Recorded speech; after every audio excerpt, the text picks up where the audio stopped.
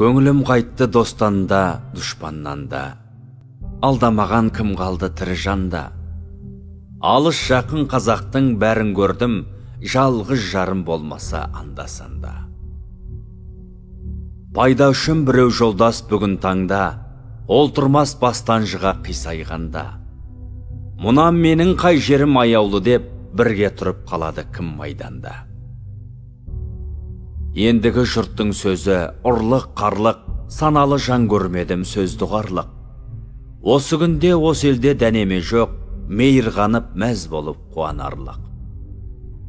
Байларда мал қызығын біле алмай жүр, жаз жіберіп күз атын міне алмай жүр.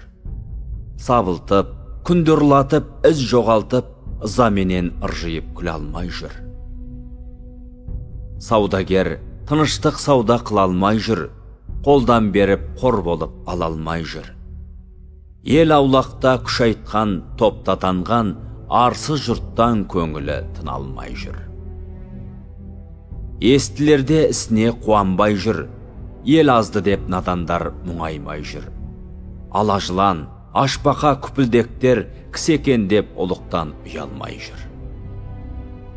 Бектікте біреу бекіп тұра алмай жүр, одағы ұрығарды тия алмай жүр.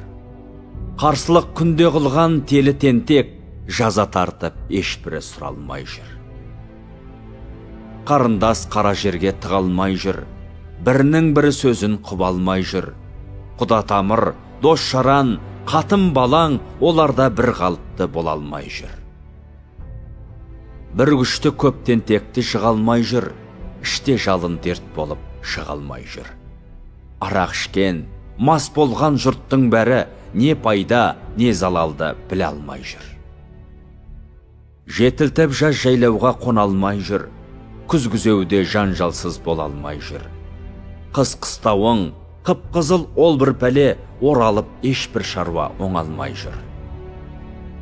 Жасы кіші, үлкеннен ұялмай жүр, сұрамсақтар нәпсісін тия алмай жүр.